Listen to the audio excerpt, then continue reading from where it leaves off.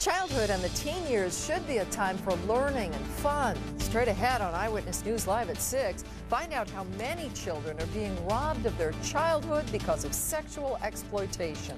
Plus, the death of a suspected shoplifter while in the hands of security guards. A look at the investigation. And some women may not believe it, but new numbers show there are more men than women in Nevada. Find out why. You're watching Eyewitness News at 6 with Gary Waddell, Paula Francis, and Kevin Janison. Our valley is known for entertainment for adults, but a new report shows some of the people providing that so-called adult entertainment are not of age themselves. Good evening. Thanks for joining us. Gary is off tonight. A new study shows that 1 in every 100 American kids become victims of prostitution, pornography, or other commercial sex. The numbers are shocking, and so is the toll this type of exploitation can have on the life of a child or teenager. There are resources in the Las Vegas Valley to try to help teens get off the streets and out of a life of exploitation. Eyewitness News is live with Colleen May to show us more. Colleen. Well, Paula, hundreds of teens live on the streets here in Las Vegas, and almost half of those teens who are homeless turn to prostitution within the first 48 hours of being on the streets. For them, it's a way of survival. Well, I think the 24-hour town, a lot of people think they probably can get lost in our city. Las Vegas can be an enticing place for teens. Darlene Terrell says more than 250 teens end up in this shelter every month. It's amazing how when you get the makeup off, bring their hair down, get them back into little kids' clothes, how they just act like any other child. Terrell is the program coordinator for the West Care Nevada Runaway Center. Partially funded by the state, the center offers services like support and shelter for runaway and homeless youth. If a child is out on the street, they can become victimized.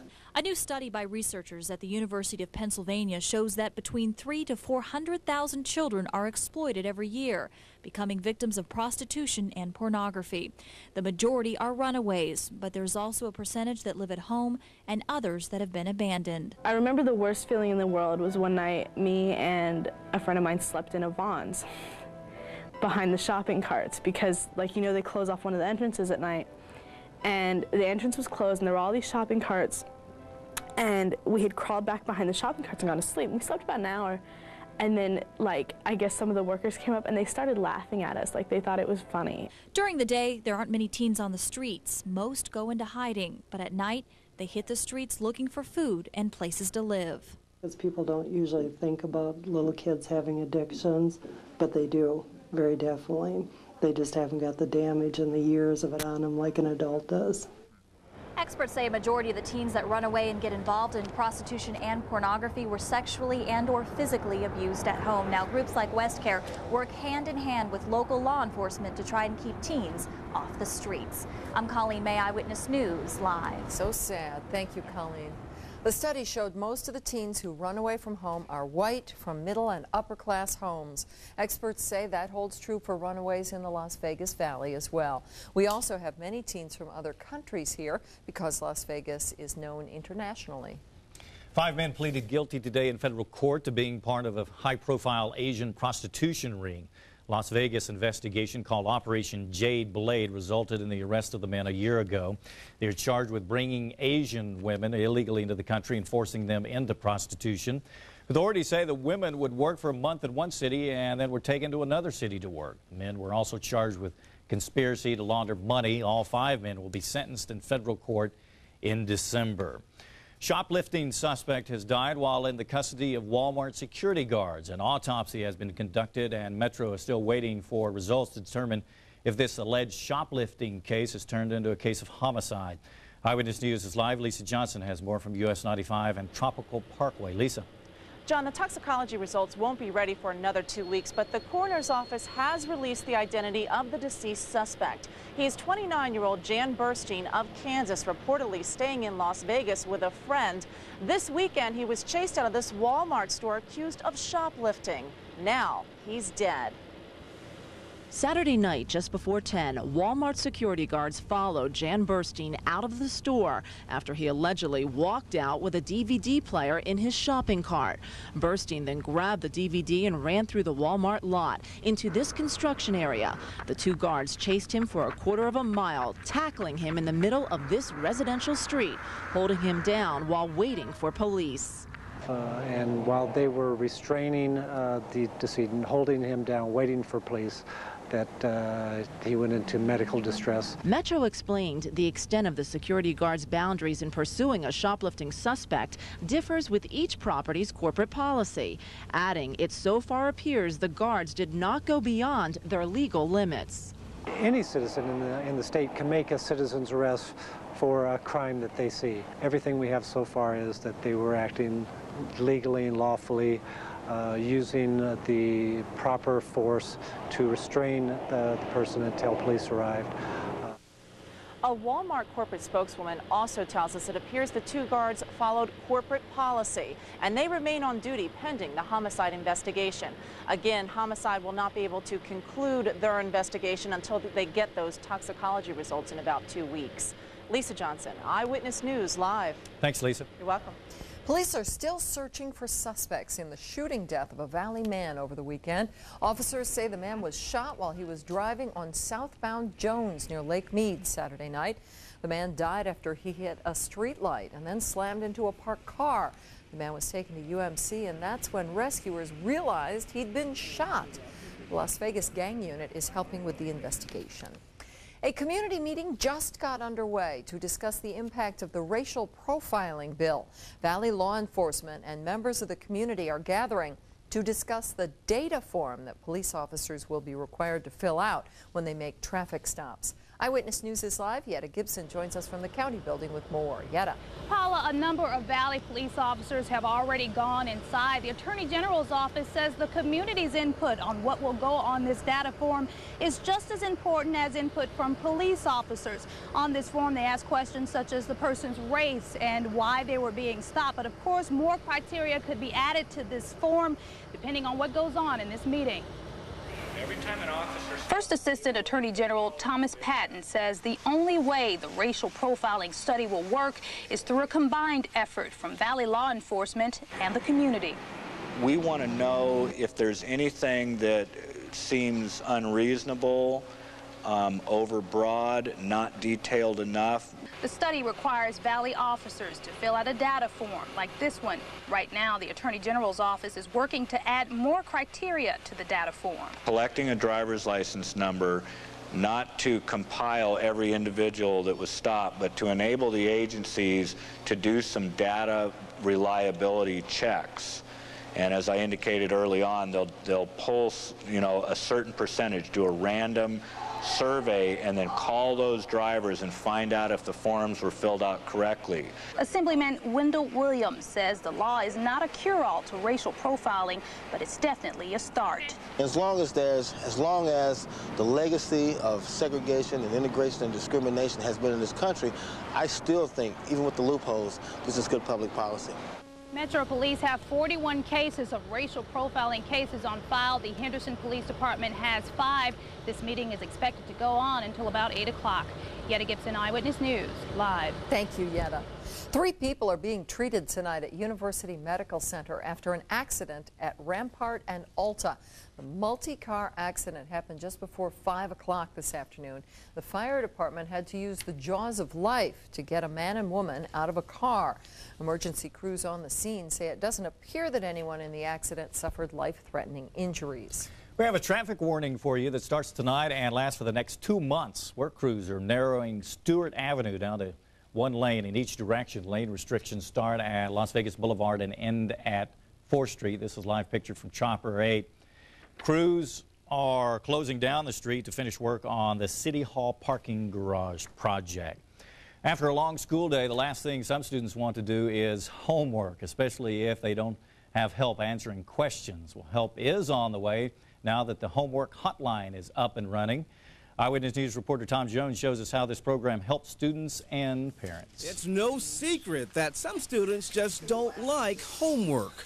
Get out of school, you go to school all day, and then you come home, you just want to kick back, talk to your friends and stuff, and then you got all this homework to do, and it's got to be done by the next day. And what if you have problems doing your homework and your parents can't help? Sometimes I ask them, they don't really know what to do at all or nothing. They don't even know what's going on. It's a little bit different, and it's been a while, you know, so it's all new to me. That's why the Clark County School District and students sing the praises of the homework hotline. Yeah, I think you add 59 and 78. And But students loaded with homework and parents either unable to help or not at home, the hotline can help ease a lot of stress. Students can call in with their questions, and it can be in anything: math, English, social studies, science, and we have a bank of phones here that are answered by our student workers and our teacher helpers. For students who might not prefer to get help over the phone but might need something more visual, they can turn to cable channel 70. That's where they'll find teachers giving students help with homework from 4 p.m. to 5 p.m.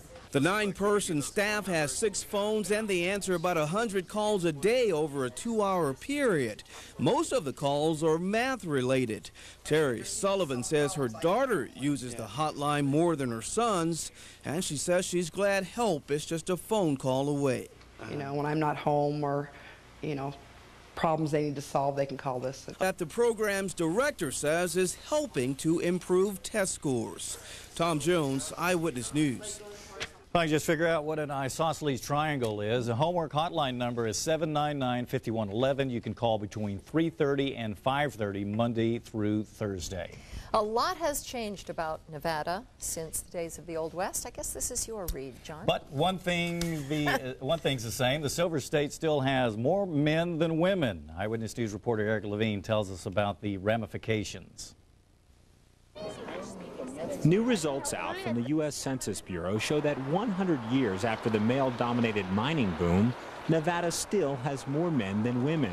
According to the 2000 census, Nevada has 103.9 men for each 100 women. The clubs probably make more money on that because, you know, women get in for free usually and men have to pay, so I'm sure that they're happy about that. They get to make more money. But other than that, more selection for us. Most women we spoke with either didn't know or didn't care about the imbalance.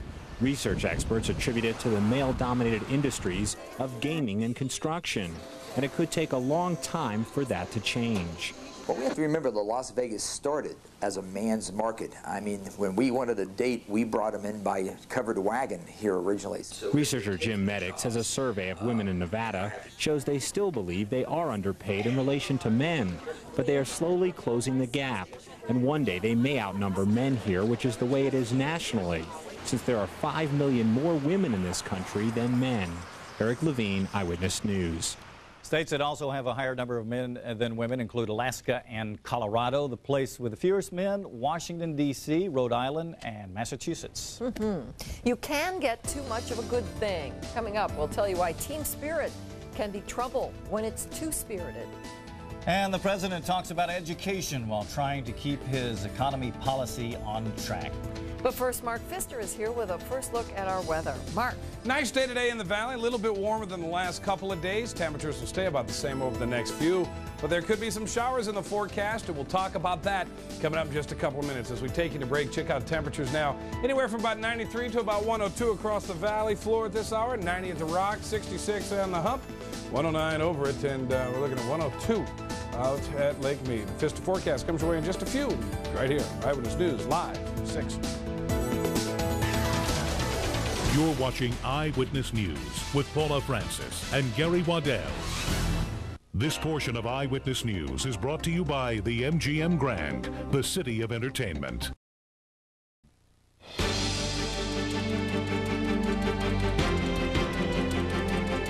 Sports can help improve a person's self-esteem and fitness and help them understand teamwork. But some athletes, especially women, can take the drive to win too far, endangering their health. We take a look in tonight's medical breakthroughs. Grace, beauty, athleticism, words that describe many female athletes, goals that can backfire. Athletes listen to their coaches, and not all coaches are educated. Heather Golnick grew up in the gym doing whatever her coach ordered. It was, you're fat, you need to lose weight. We, had ice cream for dinner and then wouldn't eat anything else. Tests show poor eating habits and extreme exercise may have had serious consequences. Heather developed amenorrhea. Her periods stopped. Doctors know it leads to osteoporosis. New findings suggest more dangers. They're actually inducing a state similar to menopause. Their risk of heart disease goes up significantly when they don't have the protective effect of estrogen anymore. A comparison of the blood vessels of athletes with amenorrhea to those of healthy athletes validated Dr. Ann Zini-Hoke's concern. We found that, yes, the women who are not having periods had definitely stiffening of their arteries compared to the women who are having normal periods. Despite this, she remains optimistic. If you treat older women with estrogen, their blood vessels return to normal. Now, we hope that will happen with the girls in our study. For Dr. Hoke, the findings hold a special interest. When she's not helping other athletes, she trains for triathlons herself. Dr. Hoke expects to have the results of the study looking at whether estrogen can reverse the damage by spring of next year. She urges young athletes, especially in their teen years, to get plenty of calcium and iron in their diet. If you'd like more information about this, send us a self-addressed stamped envelope and write "Sports Danger" on the front of the incoming envelope. You can also find information on our website. New research is linking birth control and hormone therapy to an increased risk of kidney and heart disease. The research showed women who used either of the estrogen-based pills faced double the risk of developing a urine protein that may signal an increased risk of kidney and heart problems. The research didn't follow women long enough to find out if they did develop heart and kidney disease, and doctors are reminding people that the test was preliminary. And that's tonight's Medical Breakthroughs, John. Thanks, Paula. Cakes, cookies, and donuts, the makers of the sweetest stuff in life, are holding an expo in Las Vegas this week. The Baking Industry Expo started today at the Convention Center. People who make breads, bagels, cookies, croissants, and crackers are showing their wares this week and looking at the latest bakery technology. Well, it gives it the maximum amount of visibility for us with seeing a lot of people in one spot. Just into a hot room? To satisfy your sweet tooth, you'll have to go to your neighborhood bakery. This expo is not open to the public. We just have to drool looking at those pictures. Thank goodness it's not open. Think we get some press passes to that? Well, we already did the story, so that probably rules that out here. I think so. Not our beat. No. Unfortunately. Mark's Bakery Breakthroughs. That's good. Hey, oh, there you go. Nice day here in the valley. We did see a cloud earlier today, but that was about it. Mostly sunny skies are forced today, and that was the rule of the day. And it looks like that's going to be pretty much the story tomorrow. We'll see an increase of cloud cover tomorrow, but we are looking at a slight chance of rain on Wednesday. Here's the latest Doppler radar and satellite images here. Clear skies for the most part, but look at this rushing on in from the southwest of us. A little bit of moisture associated here. We're also tapping into some moisture that's making its way into Arizona at this hour. We think conditions will kind of gel over the next 24 to 48 hours to bring with it a very slight chance of rain to the valley. Highs today a little bit warmer than what they were yesterday. We saw a high of 107 out at the lake, 100 at Boulder City, 95 at Searchlight, 109 at Laughlin, about 106 at Mesquite. All right, a little bit closer to home, temperatures from the neighborhoods were 105 for a high today at Eastern, 99 at North Buffalo, 98 at Summerlin, 99 at West DI, 106 out at East Cary, 101 downtown Henderson. 97 degrees now with 15% humidity, winds out of the east at 7 miles an hour. Here's that ridge of high pressure, but you can see that southwesterly flow kicking in. Low pressure developing off the coast of California will usher in this moisture with high pressure further off to the east. That'll help punch some moisture in here from the Gulf of Mexico. Then later this week, Saturday, Sunday, Monday, we're looking at maybe tapping into some of this moisture and this tropical moisture here off the coast of Mexico. Could get swept here, and we are looking with some of the computer models at a chance or a scenario, some very heavy showers and thunderstorms in the desert southwest. Still too early to tell how it will affect us, but as the week progresses, we'll get a better picture of it. Just know that this weekend could be iffy at best, at least here the way it looks like today. Some scattered showers, not much though. The northwest portion of Arizona, 79 at Cedar City, 83 this hour at Elko, 85 at Reno.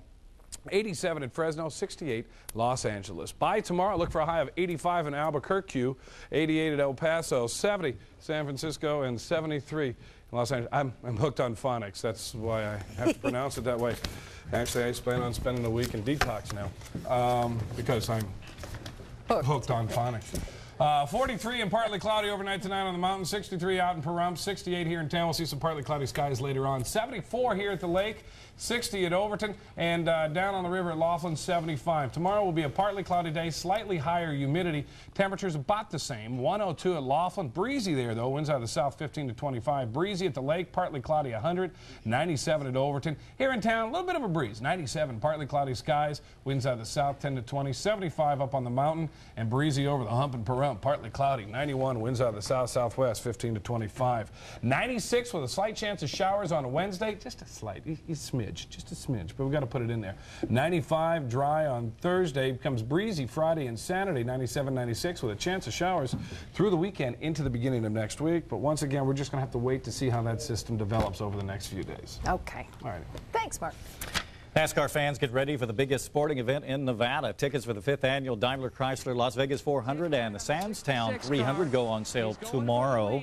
Last year's race at the Speedway was sold out, so race promoters are encouraging fans to get their tickets early.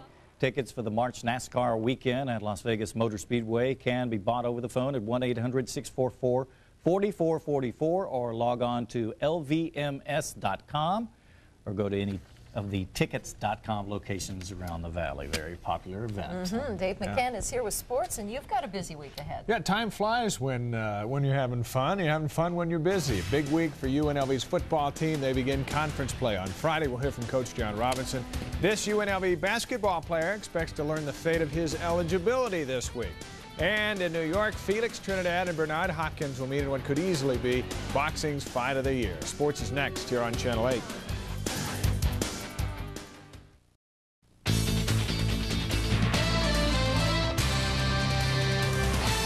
Ernest Turner was all smiles on picture day at UNLV. The star recruit will wear number 30 this season if there is a season. Turner missed the required score on his SAT exam by 10 points, and he needs the NCAA eligibility committee to cut him some slack. As we reported last week, that committee is scheduled to discuss his fate at noon on Thursday in Indianapolis. Turner is diagnosed with a learning disability. He's hoping the committee will show some compassion and let him play. If the committee says no, he'll have to wait until next season to shoot his first baskets at UNLV. UNLV or Utah basketball coach Rick Majerus is apologizing for a lengthy list of minor NCAA infractions involving his program. Ironically, the university says most of the violations were in the area of extra food items for student athletes. The university is sending their self-report on to the NCAA. The Big Apple is home to one of the biggest fights of the year. Bernard Hopkins and Felix Trinidad meet Saturday night to unify the middleweight division. Trinidad is 40-0, Hopkins 39-2-1. Hopkins has been training in Southern Nevada. This is the championship of the unification tournament, which saw Trinidad blow away William Joppa. A win for Felix on Saturday would likely earn him a date with Roy Jones Jr. That'd be a big fight as well. UNLV's football team still looking for their first win of the season after losses to Arkansas and Northwestern. The Rebels begin conference play Friday, ready or not. Each team has a different personality, and last year's team's personality, they played games really well. This year's team hasn't played, I don't mean the try hard or any of that, I mean just the efficiency of the game. We've been inefficient.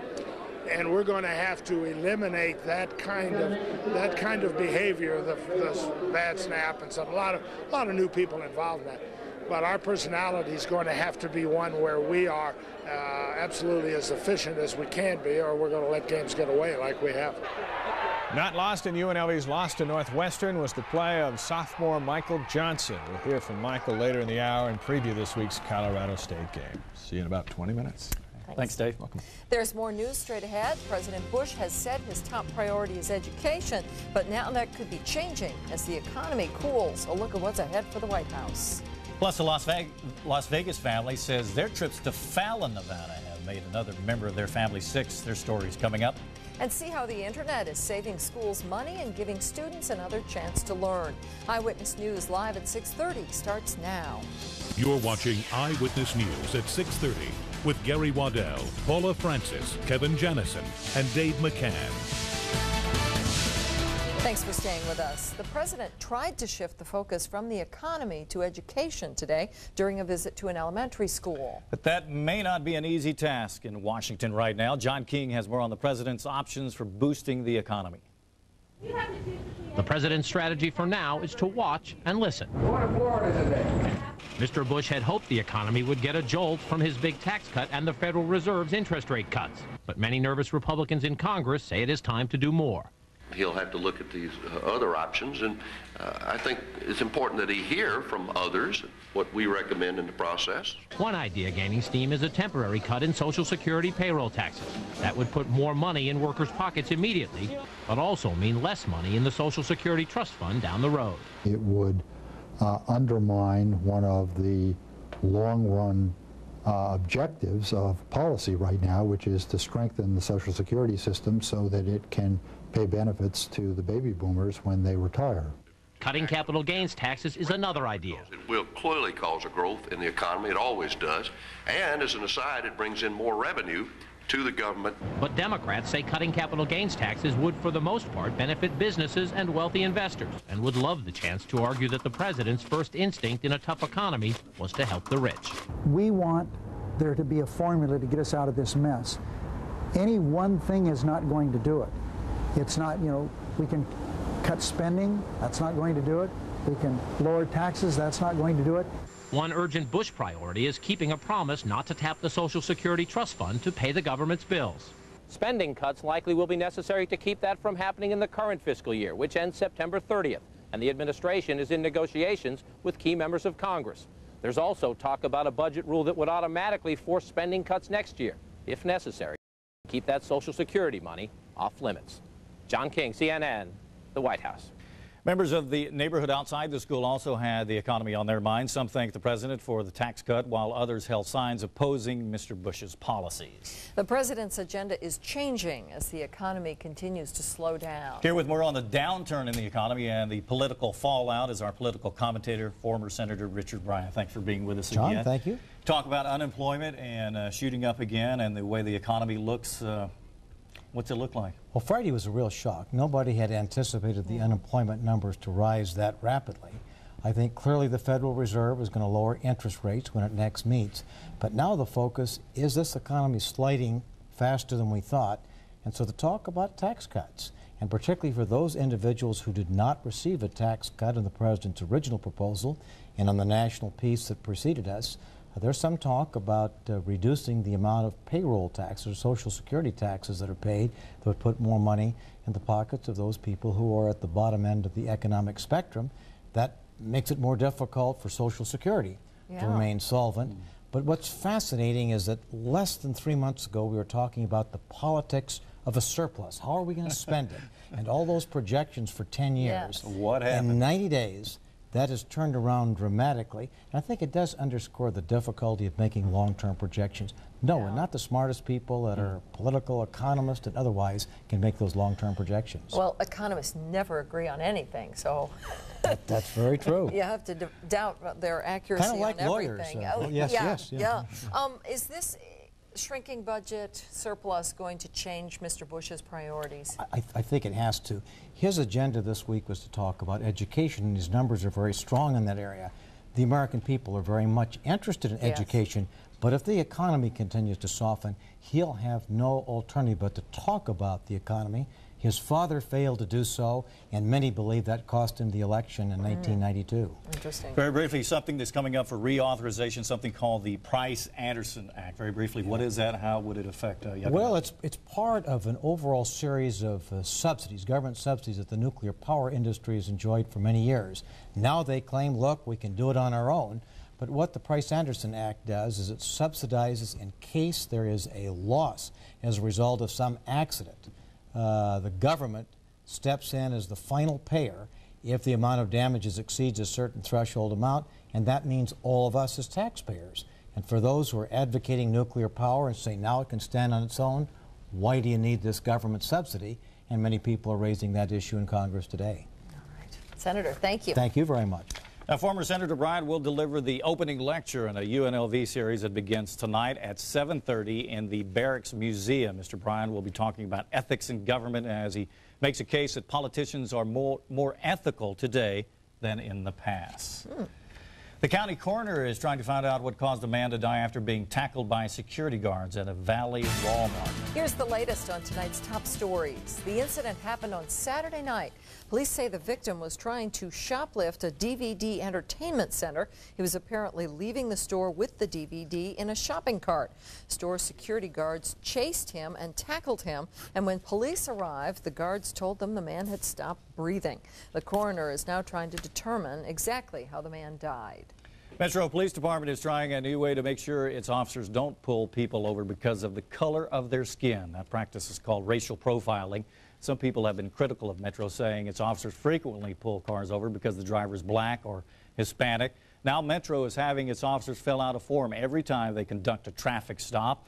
The form asks several questions, including the ethnicity of the driver and why the officer was pulling the person over in the first place. A new study gives a shocking look at the number of American children being exploited. The study shows 1 in 100 children are being forced into pornography, prostitution, or other areas of the commercial sex industry. The study shows most of the exploited kids are runaways who get involved because of economic necessity. Las Vegas family already dealing with a child with leukemia has gotten some more bad news. Another one of their children has contracted a blood disorder. 10-year-old Stephanie Zavalza was diagnosed with leukemia in March. Now her 6-year-old brother Javier has been diagnosed with von Willebrand disorder.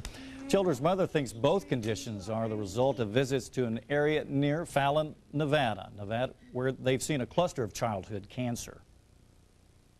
I don't know what to think anymore. I just find it really odd, you know, that both my kids come up with something almost at the same time. And we were, you know, where we had visited, and never in his life he's never had a problem. Never. Both parents are being tested to find out if the blood disorder was inherited. Meantime, Javier is on medication that seems to be working. Palestinian school children were back in class despite damage at their elementary school. An overnight Israeli shelling attack left 4 classrooms badly damaged at this school in the West Bank town of Tyasir. The school is located near an Israeli military base. The base claimed it fired on the school because it was being attacked by sniper fire coming from the school. Nearly 340 students attend that school. It has 10 classrooms. Violence in the Middle East affects each and every one of us. That was the message today during a conference held by the Jewish Federation here in Las Vegas. Las Vegas Mayor Oscar Goodman welcomed members of the community to discuss the situation with Israeli experts. Daniel Taub works for Israel's Ministry of Foreign Affairs. He says Israelis fear for their lives every day. This is something that has an impact on every level of Israeli society. There is no parent, myself included, that doesn't ask themselves on a daily basis, do I dare send my children to the shopping mall or to the overnight party, or do we go out to celebrate our anniversary tonight in a restaurant in the center of town? At a radio station. Taub has also been extensively involved as a negotiator in the Middle East peace process. Another Sacramento, California killing spree has ended. 20-year-old Joseph Ferguson killed himself when police closed in. The former security guard is accused of killing his girlfriend and employees of the security company where he'd been suspended. Officers believe Ferguson killed 5 people during the shooting spree. He had a AK-47, a sawed-off shotgun, and a 9mm in the car, and also an ankle holster, which we think may be a .25 automatic. Police say Ferguson also made a videotape that shows an obsession with killing. Ferguson's girlfriend was his first victim after she broke up with him. Many of Ferguson's former co-workers left their security posts at different businesses around the city because they feared being his next victim. San Francisco police are still investigating the deaths of a family of 4. Father, mother, and 2 girls were found shot dead in their central San Francisco home this morning. Police say a family member called police after finding the bodies. A relative had not heard from the family for a few days and decided to check on them. Coming up on Eyewitness News, seniors seeking to improve their health may be getting ripped off instead. And in tonight's 8 Online, the newest wave in education may be found while surfing the net.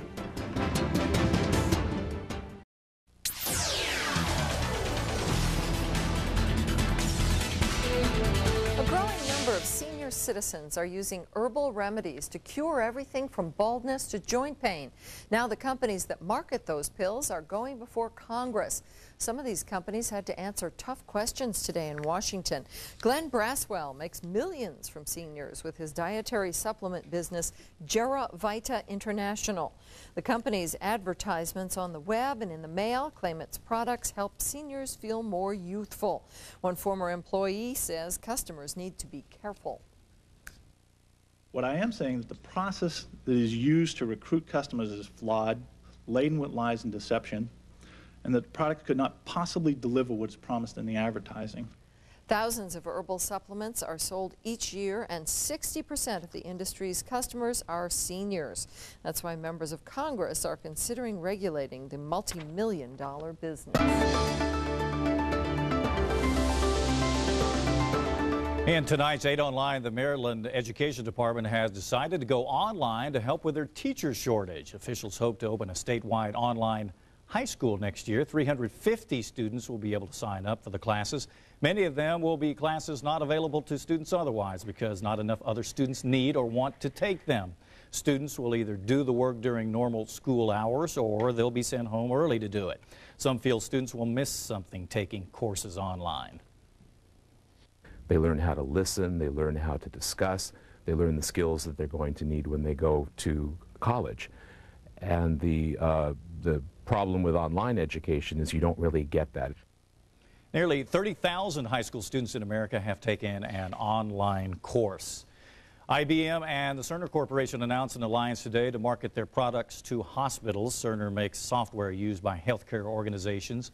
IBM makes the computers they use as well as server, storage, and infrastructure software. Cerner software may still be used on other systems, and IBM's products will carry other software as well. The two companies say the alliance will benefit hospitals.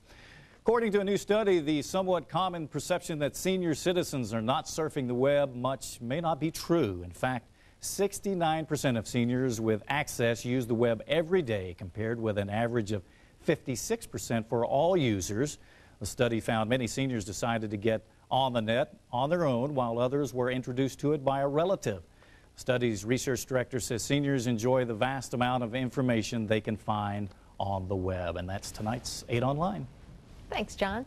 Cooler temperatures made for a pleasant weekend. Coming up, Mark Pfister will tell us if those temperatures are here to stay. And this father and daughter are glad they got help weathering a bad Texas storm. Books can open new worlds. They let the imagination soar. Now, imagine a childhood without that. Growing up and not being able to explore the fascinating worlds found within books, just because there were no books available.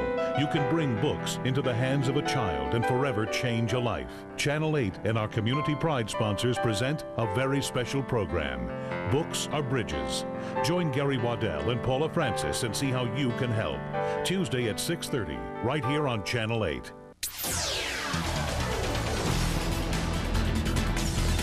A shrimper and his daughter are reported to be in good condition tonight after their boat capsized.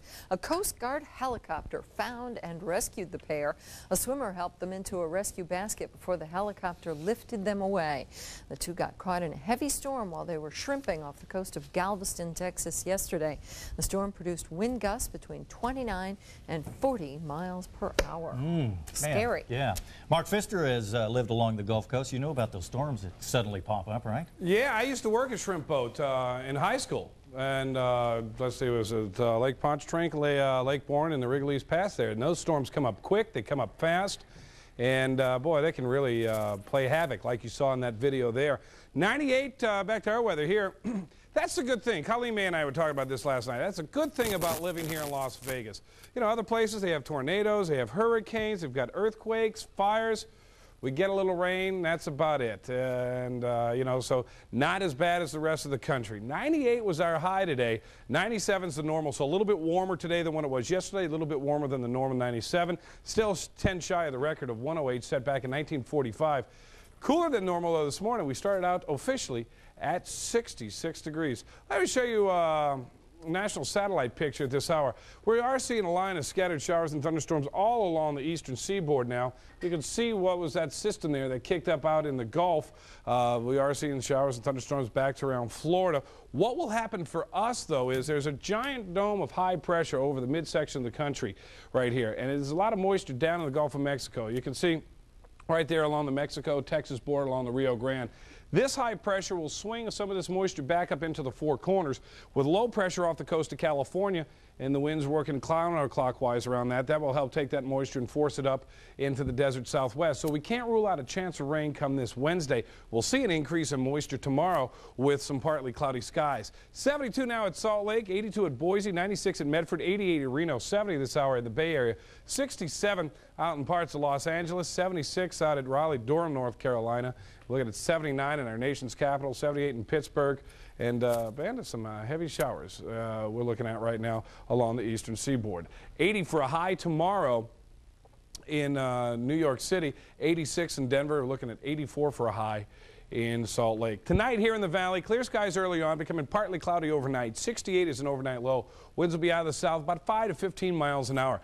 Now tomorrow, a partly cloudy day, not all that bad. 95 for a high, little inch up on the humidity. Winds will be out of the south 10 to 20, and will be just about 2 or 3 degrees below normal for, well, actually 1 or 2 degrees below normal for this time of year.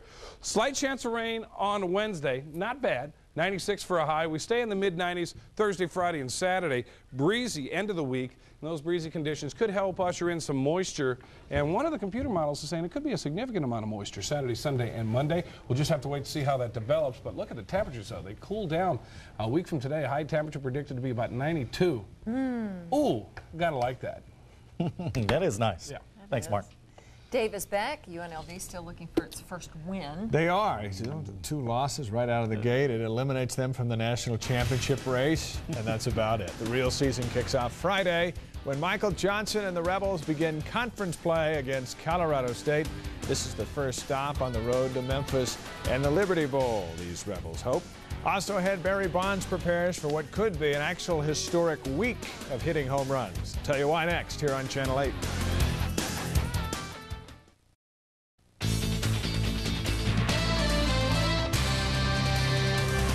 The Rebels are looking to right a ship that appears to have drifted off its course a bit. A pair of season-opening losses has UNLV's captain disappointed and looking for answers. Here's Chris Matthews. Yeah, we just aren't as efficient as we should be. It's early, but already too many mistakes, miscues, and misfortune are costing UNLV. We came out and played hard, and we still didn't come up with a victory. It's hard to do, but it happens in football. We have to just regroup, come out this week and practice, be focused, and worry about the little things. Those little things are dropping passes, flubbing routine assignments, and general breakdowns. The little things can kill you, or the little things can help you, and in our situation, they hurt us a lot. Despite season-opening losses to Arkansas and Northwestern, UNLV now sails into conference play with Colorado State, a team facing challenges similar to UNLV's. They're searching like we are. They've lost people and are not a smooth football team right now. We're 0-0 in the conference. You know, our major goal is to get to the Liberty Bowl and win that. So right now we're just coming out with a clean slate, basically, and just trying to get focused and get ready for the next week. It appears history isn't on UNLV's side. The Rams have won 5 straight against the Rebels.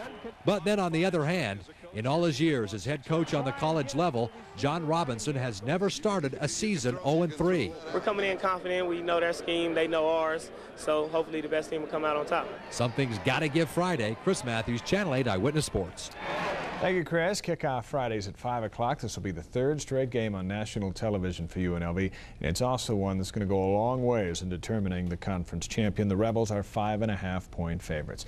Barry Bonds is closing in on Mark McGwire's single-season home run record, but he'll not be hitting any out tonight after belting 3 on Sunday. Bonds and the Giants have the day off. The good news, if you're a Bonds fan, is that the Giants begin a 3-game series at Houston tomorrow, and the Astros playing that pinball machine of a baseball stadium, Enron Field. Bonds might set the new record by Thursday if he gets hot. If he doesn't, he'll have until the end of the month to bail out 8 more to set the new mark. Barry has 63 tonight. McGwire's record is 70. A lot of folks didn't think he'd have a chance, and then he hit 3 yesterday, and suddenly, hey, getting 8 for the record seems pretty reasonable. Yeah. Now we'll see. Thanks, Dave. You're welcome. When Eyewitness News returns, these famous homes now out of the Hollywood spotlight are up for sale.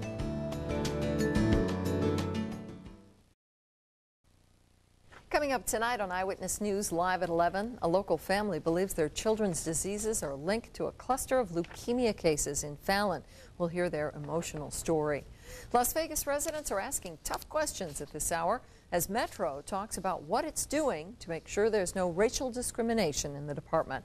Those stories and more tonight on Eyewitness News Live at 11. Some historical homes in Arkansas are being auctioned off. Two of them are famous due to stints on television. The historic Villa Marr House was shown on the CBS sitcom Designing Women. The Mahaffey House was featured on the show Evening Shade. I think that was with Burt Reynolds. Two late 19th century homes are expected to sell for more than $1 million combined. See you at 11.